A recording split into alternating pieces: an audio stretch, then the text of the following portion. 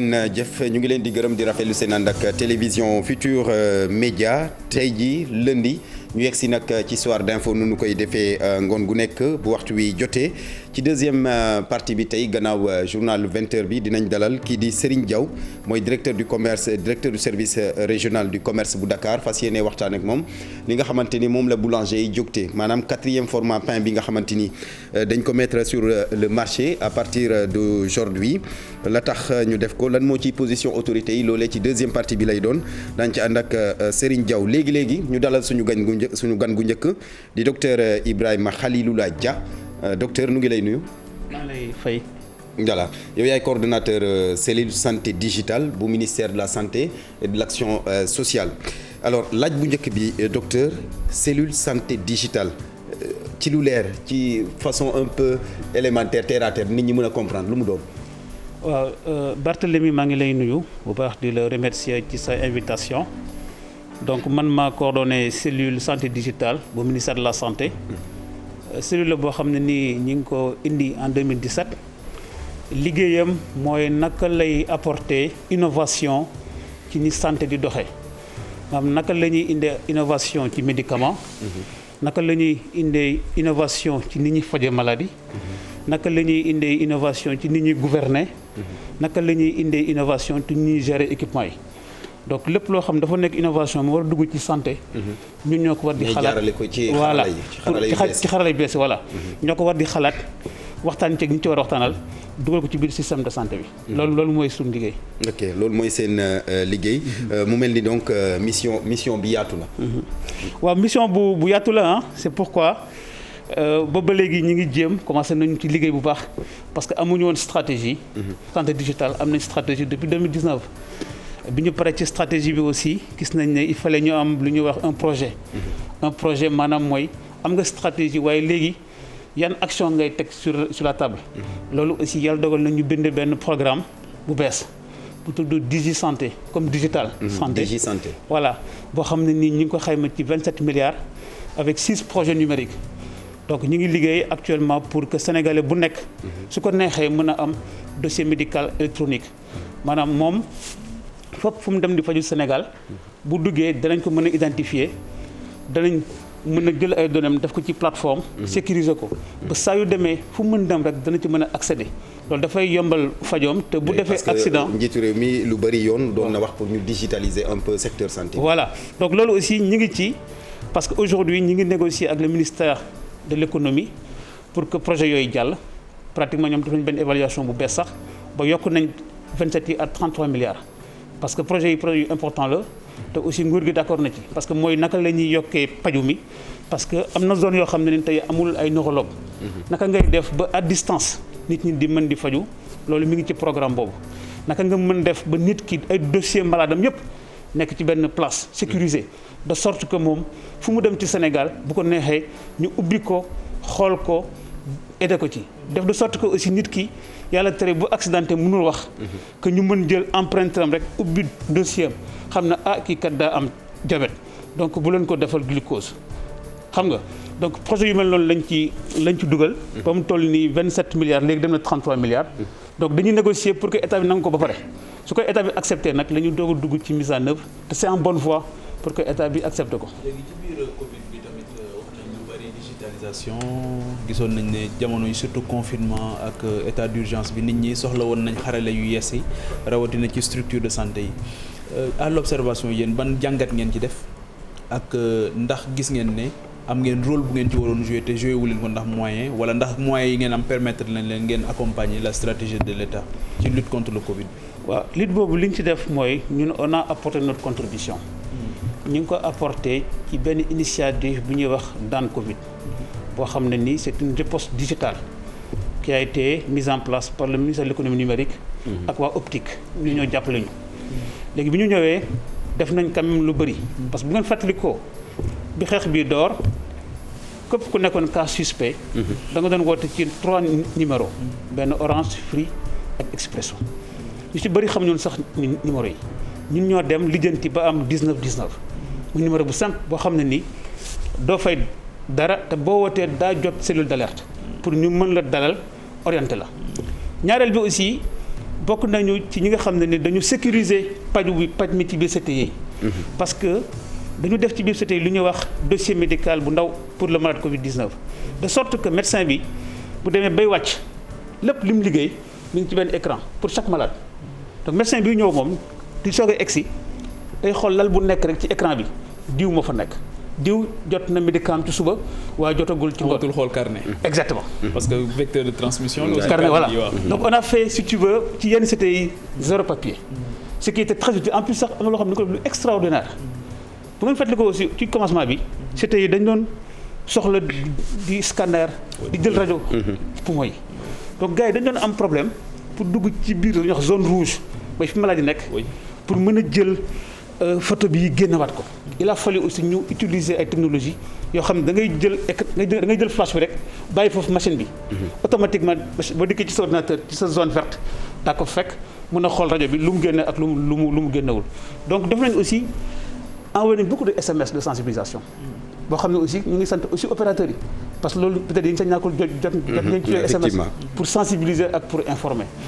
donc on a fait des efforts mais gën nañ xam importance su e-santé ñu ngi ko xamee ci Covid bi aussi ci télétravail bi ñu ngi ko xamee ci li ñuy wax soins virtuels parce que am na ñoo xam ne ni il fallait nga gis leen juste à distance parce que mënuñu woon ñëw pour raison X Y Z. c'est pourquoi aussi foofu la ñuy santé aussi président Macky Sall parce que ci la comprendre loolu ci discours am mu commencé wax il faut ngeen moderniser mu commencé wax il faut ngeen tracer dem na sax ba wax ne ba ngeen tracé wul sama xaalis du génn pour wane à quel point. ñoom aussi comprendre nañ ne système bi dañ ko war a moderniser te aussi sant yàlla parce que population bi tamit comprendre nañ ko parce que bu ngeen fàttali ko bi ñu lancé plateforme bi pour nit ñi inscrire nit ñi se sont inscrits en masse. loolu quand même li ñu wone mooy sénégalais yi déglu nañu te ils sont disponibles pour pouvoir aller avec nous dans ce chantier là. mais comment vous parvenez justement à gérer données yooyu yëpp. est-ce que yomb na. waaw liggéey bi yombul pour wax dëgg rek teel tax liggéey bi yomb. am ngeen moyens humains yu doy. waaw moyens humains yi moom des na parce que aussi cellule bu bees la. cellule bi 2017 la ñëw. donc actuellement ministre bi ngi ñu jàppale. parce que li njëkk am solo ci ministre bi mooy le fait mu ne la yow wul na la parce que chantier bi c'est un grand chantier ah. parce que tey modernisation santé dafa nekk loo xam dafa xaw sensible. ci fànn yëpp. te fu mu toog day wax naan man daf ma cee wóolu donc loolu déjà xam nga loolu rek doy na sas li ci topp nag mooy aussi.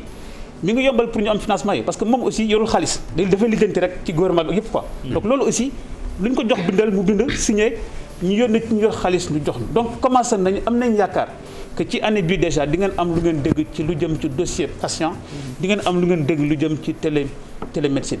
naam nag du lu yomb moo tax aussi ñu bëgg ngeen di def communication bu am solo parce que vaccination bi liñ ci def mel nañu au début bu ngeen xoolee xamuñu woon kan moo am diabète ak kan moo ko amuloon donc ñun mënuñu woon vacciner noonu quoi il a fallu plateforme bi mais ñu am base de données 300 000 personnes ci biir rek ñu xool ñu ne kii am na lu 60 ans te am na diabète kooku mooy priorité 1 donc kooku la ñu njëkk a vacciné après ñu xool koo xam am na 60 ans waaye macha allah mi ngi sant yàlla ñu ne kooku mooy priorité 3 ñu xool koo xam ne ni naam xale la sax 50 ans 60 ans 50 ans 48 ans mais am na diabète ñu ne kooku kat mooy ñu ko priorité 2 looloo indi bu njëkk ñu doon ndax dañuy vacciner 60 ans jëm kaw ak diabète parce que amoon nañ données yi. au début après vacciner ñi nga xam dañu am diabète wala hypertension te fekk xale lañ quoi.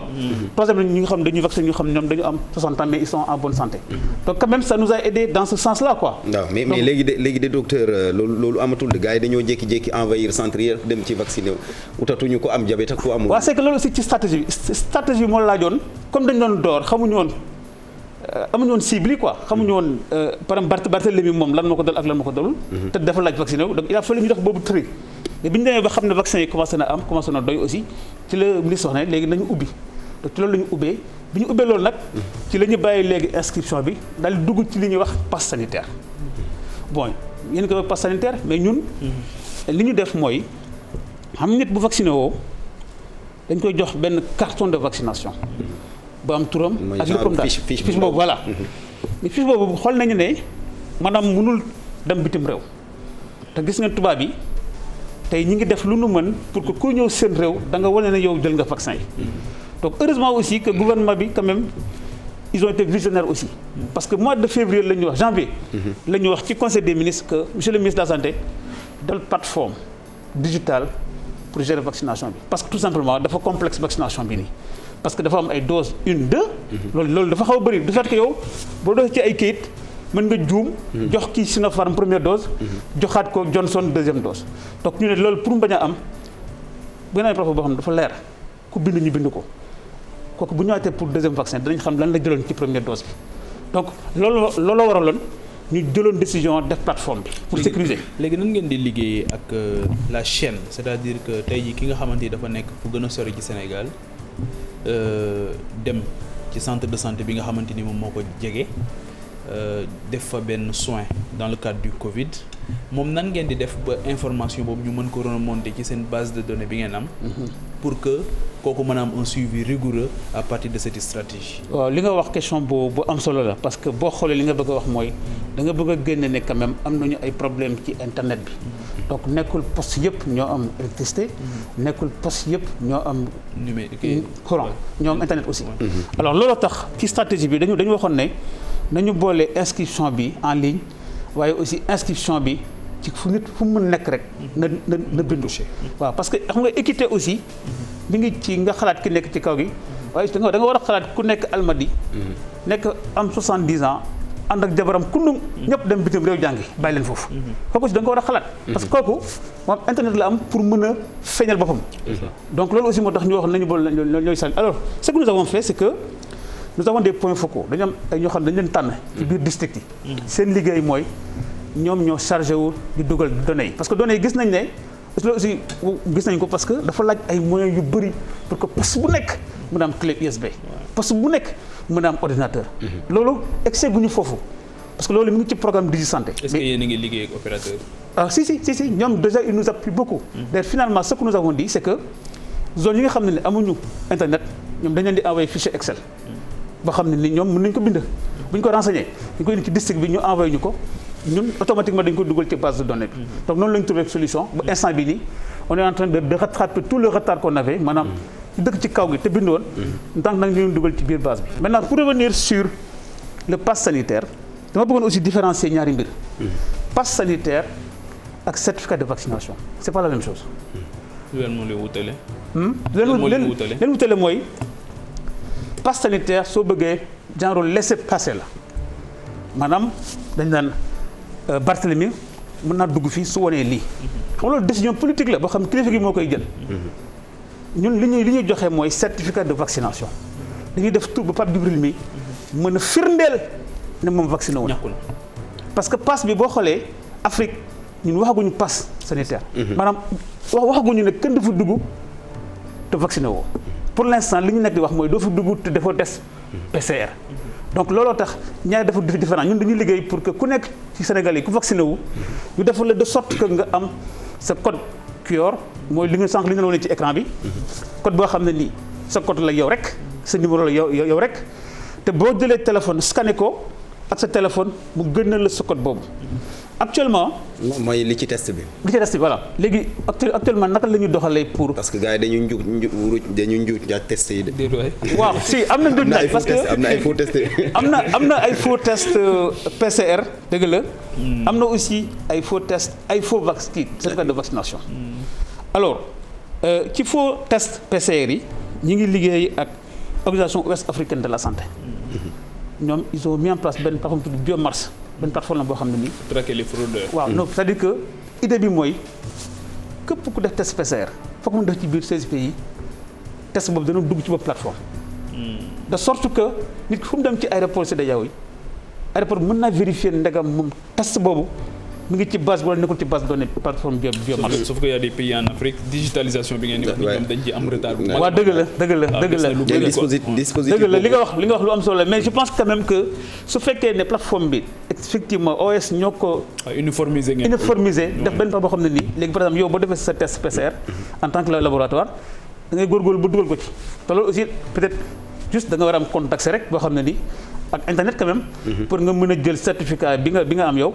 ñu dugal ko ci biir système bi. léegi docteur dama am beneen laaj mooy wàllu éducation ak formation déjà formation des formateurs wax nañ ko léegi sur les compétences humaines yi ngeen xamante ne les ressources humaines.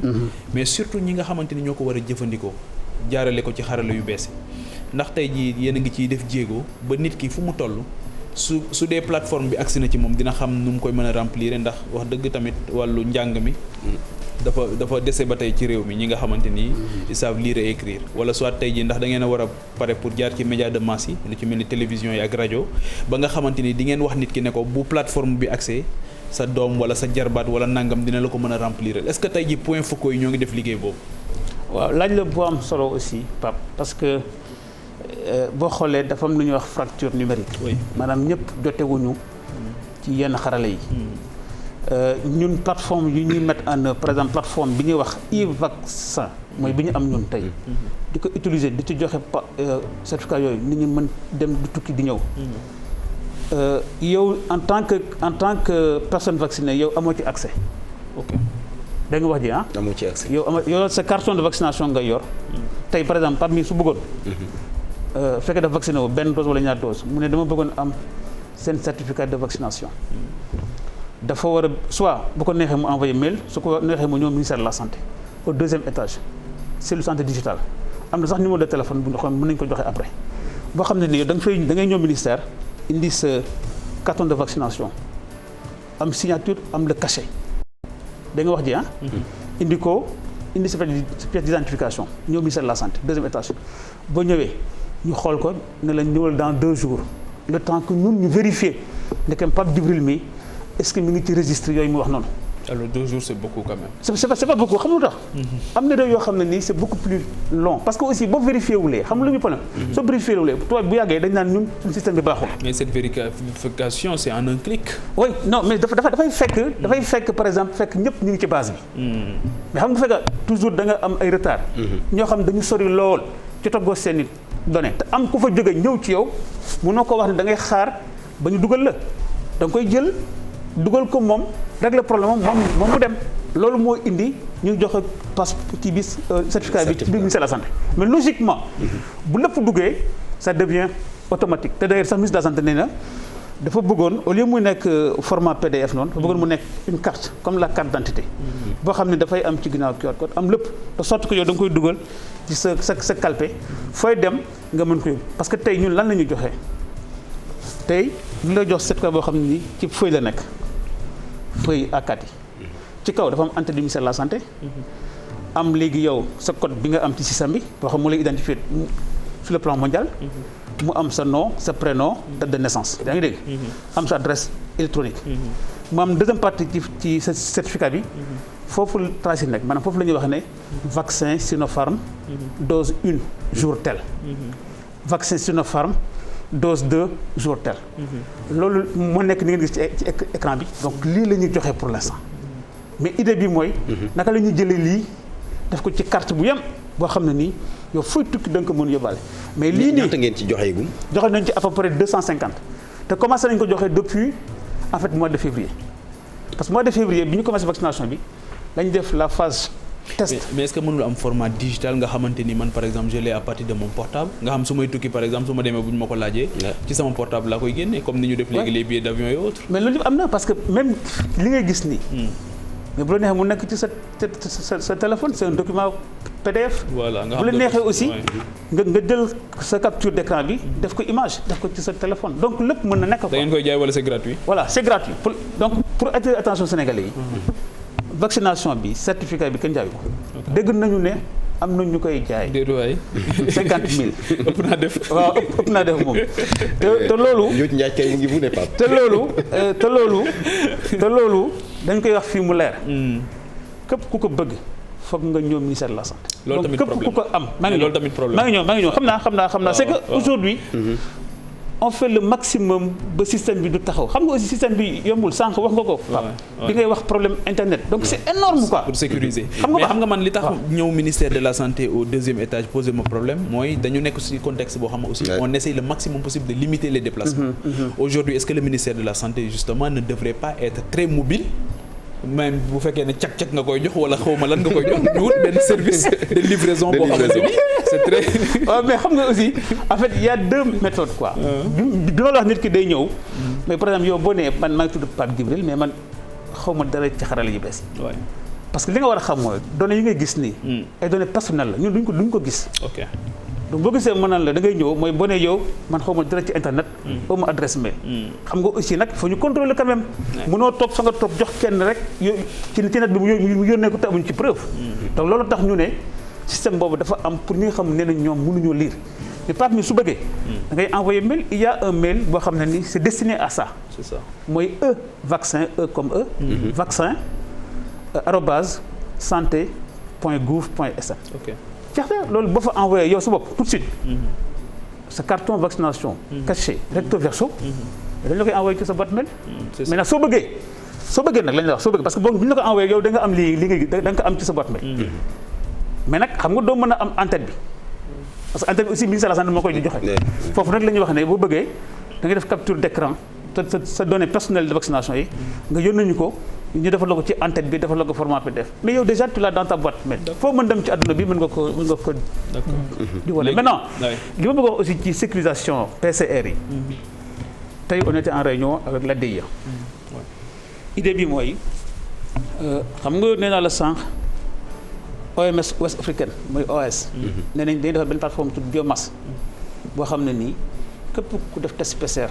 foog nga dugal ko fa. mais ñoom dañu wax aussi il faut que réew bu nekk am déjà comme Pape doon wax. am déjà au moins base boo xam ne lépp mi ngi fa. moo gën ñoom ñuy négocier ak chaque laboratoire. donc ñun sànq on a fait une réunion avec l'ADIE on va tout de suite mettre en place benn plateforme boo xam ne nii. chaque laboratoire devra mettre là-bas ses résultats. gis nga wax ju baax duñ dikk ci sa système yaay gérer sa système nu mu la neexee mais quand même boo wàccee rek.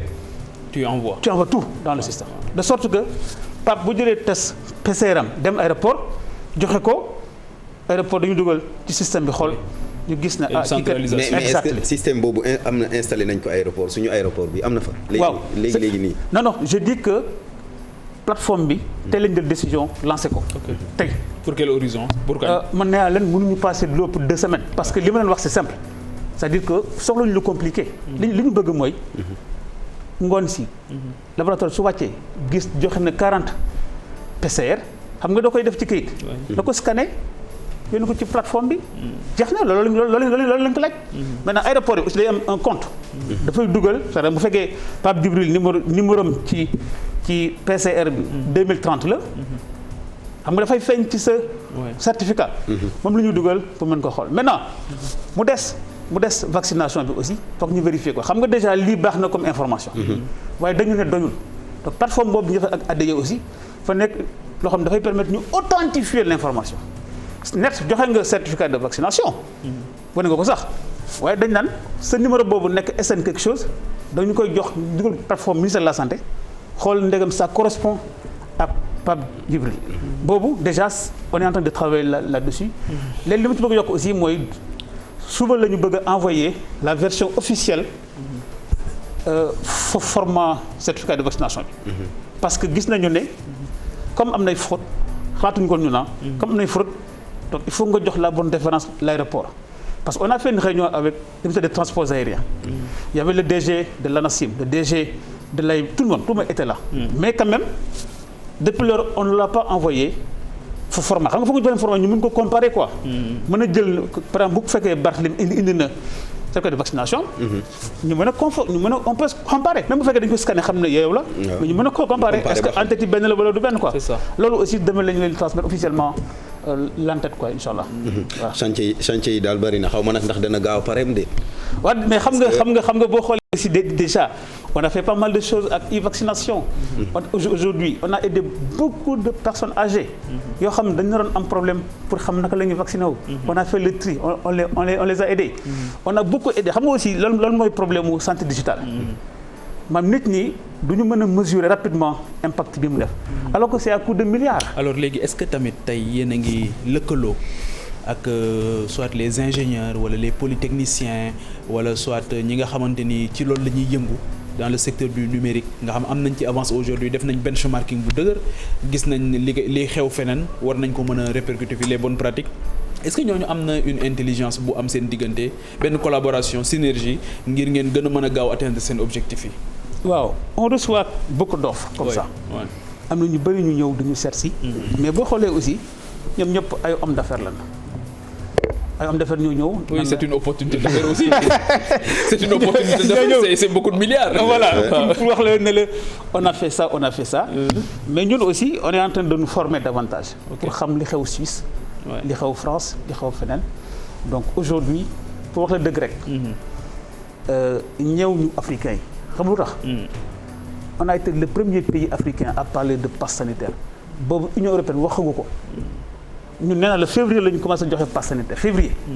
te boobu boo xoolee Union européenne ñu ngi commencé wax passe sanitaire mois de mai. maintenant nag loolu taxawul aussi ñu tëj suñuy bunt. xam nañ ne Tunisie ils ont fait du bon boulot sur la stratégie santé digitale. foofu aussi am na lu ñu ci xool. le Maroc aussi ils ont fait des choses donc loolu xool nañ ko maintenant dafa guñ nag benchmark on est en discussion aussi avec Estonie. pour dem foofu. pour xool parce que Estonie mooy le pays boo xam ne ni tout a été digitalisé.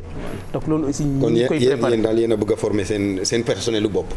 waaw xam nga aussi am na leen homme d'affaires yi c'est des PPP la. partenariat public privé la. xam nga ñun suñu ambition lan la en fait. ce que nous voulons c'est que ñun on a une bonne médecine. mais gis nañ ne mën nañu am aussi une bonne santé digitale bu koy accompagner de sorte que ñu am lu ñuy wax made in Sénégal. tey mën nañu defar par exemple au lieu ñuy dem di jëndi ay logiciel man gooma loolu. mais li ma bëgg mooy. niveau local bi la ñu war a jël te loolu la ñu def incha allah regrouper leen pour ñu defal ay application ci domaine yëpp ba ñu ko defaree. expertise baa ngi fi. exactement idée bi mooy. surtout maîtriser seen base de données. parce que si vous le confiez aujourd'hui à des étrangers aussi. sa base de données nekkatul sa loxo. merci beaucoup gis nga nag idée bi mooy suñu defee loolu. par exemple yéen ñaar mën ngeen créer société ne da ngeen ñu proposer benn application pour accompagner les diabétiques on dit ok mais on prend une part dans la société. bien sûr. et on travaille ensemble pour le déployer au Sénégal et en Afrique. C'est ça notre vision. Ça permettra à nous d'avoir des ressources pour soutenir la santé, mais aussi de vendre quelque chose à l'Afrique. Parce que mën nañu ko def. am nañu école yu mag en médecine, école yu mag en informatique. donc li des mooy xam-xam bi te xam-xam bi aussi am na fi. donc ce qu'il y a c'est que ñu ngi ciy liggéey. surtout woo ingénieurs yi challenger leen. ils sont bons. non dëgg la bu leen joxee outils suffisamment le cadre incuber leen. nañ génne xam ak motivation bi ci war ak motivation bi non il y a beaucoup de milliards non. l'argent est mobilisé wala. non motivation l'argent est mobilisé. on est xam nga aussi. quand tu as un projet qui dépasse 1 milliard. fam lu ñuy wax la maturation foog nga jaar foofu.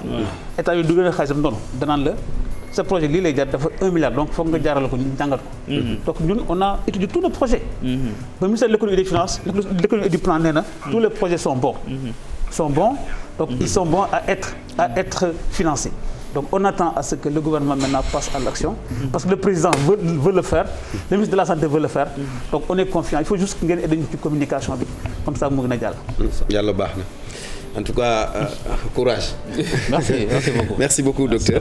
Pape Djibril, merci beaucoup. Merci Badel. Merci docteur. Mbokk yi jërë ngeen jëf ci kanam ñëw ci xibaar yi ci kanam tuuti lay doon.